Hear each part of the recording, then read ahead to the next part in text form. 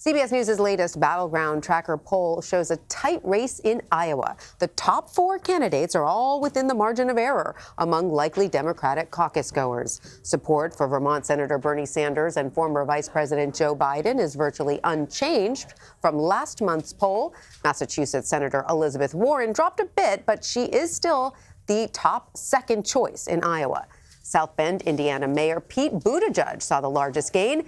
He rose 7 points since last month. Antjuan Seawright, Eugene Scott, and Larry Sabato join me now. Antjuan is a CBSN political contributor and Democratic strategist.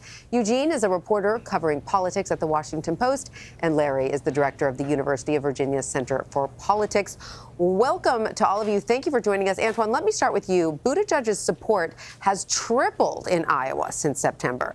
CBS News recontacts voters for this study, and most of his supporters chose Elizabeth Warren as their first choice last month. We know Buttigieg's campaign has been spending a lot of time and money in Iowa, so should we see these gains as a result of that?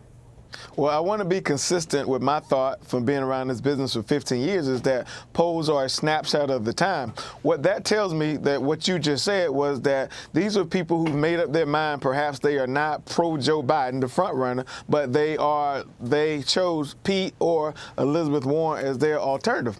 That's okay. But I should also note that these polls may change again. And I think Pete's long-term investments in Iowa and his groundswell of staff and offices is paying dividends for him, and the fact that he perhaps has made the most investments in Iowa to this point, and you can contribute that or credit that to his large fundraising hauls he's had every quarter. So when you look at the picture among the 18 early primary and caucus states, Buttigieg is sitting at just 9% support. That translates to only 23 delegates using our pre-election estimate. So, Larry, what does that tell you about the work Buttigieg may need to do in other states?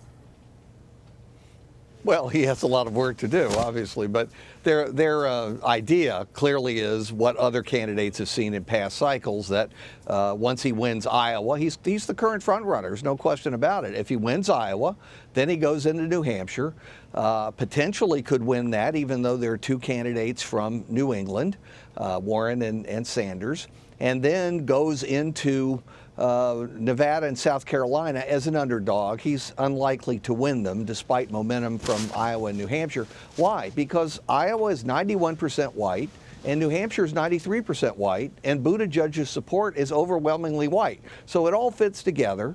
Biden obviously draws from minorities, as do some other candidates, and they're going to do much better in Nevada and South Carolina. Okay, so Eugene, let's do a deep dive into some of that. Because when you break down early state support by race and ethnicity, as Larry just did a little bit there, Buttigieg is clearly lagging behind the other top candidates with black voters. Why is he doing so badly among African Americans, and how concerned should his campaign be about that? Well, I've spoken with people on his campaign, and they are concerned, and they believe that they are putting in place tools and other programs perhaps to improve his standing with black voters. But there are a few reasons why the Buttigieg campaign is doing so poorly with black voters, particularly compared to his opponents. Many black voters do not know who Pete Buttigieg is. Even still, he's a new name, and he doesn't have a political career that was built in a place that has a sizable black population. His political career was also built in a place where quite a few people who are black in South Bend actually have quite a few problems with how Buttigieg has been a mayor, and they've been very vocal in their criticism of him. And so these 2 things, more than anything else, really help put him in a position that make it very difficult for him to improve his status with these voters. Yeah, Larry, sorry. Yeah, I mean, just to elaborate on that point, Eugene, we did see, I guess it was over the summer, there was a police-related shooting in his, in the town where he's the mayor, South Bend, and he didn't handle it particularly well, and that did cost him, didn't it? It absolutely did cost him. And just in the past week, he's found himself with another situation related to black voters in South Carolina, where the campaign allegedly said they had support from people that they actually did not have support from. And what it suggests is that the Buttigieg campaign does not have the inroads with the black community to address the issues that these individuals, these voters care about deeply as quickly as he needs to turn that criticism or doubt of him into support. Right. Okay. And Larry, I want to ask you about what happened over the weekend with the Louisiana governor's election. Democrat John Bel Edwards won re-election. And so what can we actually take away from the Democrats winning governor's races in Louisiana and Kentucky, pretty solidly red states, but Democrats winning there? Sure, and obviously Trump will in all likelihood win both of them next year. But here's the lesson from it, and I think Democrats were paying attention. To do better in the South and the border states, and the Democrats have been doing of late, they need to nominate candidates who fit the territory. And that means in the case of John Bel Edwards, he's pro-Second Amendment, he's pro-life on abortion. In other words, he is much more moderate or even conservative than most Democrats are. And what I found interesting is Democrats got it. People seem to think that, it's a party of wild liberals and they insist on everybody believing every single thing they believe.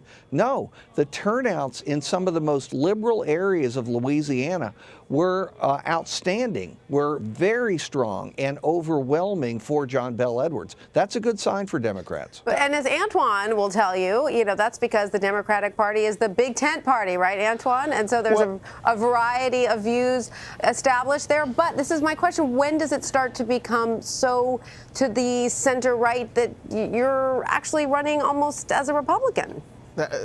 Tanya, let me say a few things about Kentucky and Louisiana. Here's some consistent nuggets that came out of both of them. One, the candidates were able to localize the election and make it about their particular state issues and not get caught up in the national narrative that the Republicans try to bring us in every single election. Number two, we were able to maximize African-American turnout in both of those races. You cannot be the Democratic nominee, and we cannot win any race unless we maximize the most loyal voting bloc in our party, African-American voters. The third thing we were able to do was drive a wedge on the issues that Republicans have really failed the country on, and starting with health care. Health care was the consistent calling card that Democrats were able to capitalize on in Kentucky and Louisiana. When you couch that with persuasion and being able to turn out voters, that's why we had success. I don't buy into this idea that we have to necessarily cuddle and play footsie with the right-wing narrative to win elections. I think we have to focus on the issues at hand, turn out our base of voters, and keep chipping away at suburban and urban voters where we lost in 2016, and I think we'll be well positioned in the future. All right, Antjuan, we know you have to go, so Antjuan Seawright, thank you so much for joining us. Thank you. And the rest of you, stick with me, please, because on Friday, former President Barack Obama appeared to suggest that voters could be turned off by policy proposals that are too bold, saying Americans, quote, like seeing things improved, but the average American doesn't think we have to completely tear down the system and remake it. He continued, even as we push the envelope and we are bold in our vision, we also have to be rooted in reality and the fact that voters are not driven by the same views that are reflected on certain left-leaning Twitter feeds or the activist wing of our party. So, Eugene, why do you think we're hearing this from the former president now? Well, one reason we're hearing this is, despite what conservative critics of President Obama say, he really is a centrist. He's a moderate Democrat. And so the idea that he's a radical and would align with some of the more radical ideas that we hear coming on the campaign trail isn't one based on fact. He's an individual who wants the election to end with a Democratic victory. And he believes that the majority of people in this country are more moderate than on the extremes. And when it comes to Democrats being on the progressive extreme. And so I imagine he has watched the polls and seen success coming from candidates like Elizabeth Warren and Bernie Sanders, and wants to guide and direct the party and the candidates towards the values that perhaps are more consistent with the Bidens, with the Buttigiegs, and perhaps other candidates who think more like Obama politically. Right. And Eugene, over the weekend, former New York City mayor and possible presidential candidate, we still don't know yet, Michael Bloomberg, apologized for one of his most well-known policies, stop and frisk. Now, that was a New York police tactic that critics argue led to racial profiling. So here's part of his apology. Let's listen. Now, hindsight is 20/20. But as crime continued to come down as we reduced stops, and as it continued to come down during the next administration, to its credit, I now see that we could and should have acted sooner and acted faster to cut the stops. I wish we had. I'm sorry that we didn't. But I can't change history. However, today, I want you to know that I realized back then I was wrong. And I'm sorry. And Eugene, you have a piece out today headlined, quote, apologizing for stop and frisk is only a first step if Bloomberg wants to win black voters. Walk us through why that is and what else Bloomberg would have to do to win over the African-American vote. Well, one of the big challenges that Bloomberg is facing with his apology for stop and frisk is that he says he supported it back then. The reality is he supported it as recently as January 2019. And so the idea that this is a policy or a value that he's moved away from, years ago isn't one supported by the facts. We know other candidates seeking the Democratic nomination, including Joe Biden and Hillary Clinton years ago, had to apologize for the policies and ideas they supported that led to the increased incarceration of people of color. However, that was not enough for the voters. They wanted to see new policies supported that would reverse the past wrongs that these politicians backed. And so if Bloomberg wants to get the support from black and Latino voters, support he likely will need if he's going to capture the nomination, he's going to have to do more than say, I'm sorry. He's going to show what he has done that will reverse the harms done by stop and frisk. And Larry, do you think we should take Bloomberg's apology as a sign that he's going to run? Oh, I think there were plenty of signs of that even before he did it. Look, this is traditional. Candidates go on apology tours. If they've had a long history in politics and they've done things that don't sit well with key constituencies today, they want to get it over with quickly, and they're absolutely right to try to do so. Sometimes it isn't possible. But if you're going to apologize, and now Bloomberg has done it not just for stop and frisk, but also to women for some of the very critical sexist things he's said over the years. He's not the kind of guy who normally apologizes. We all know that. He's very loath to apologize, say I'm sorry for anything.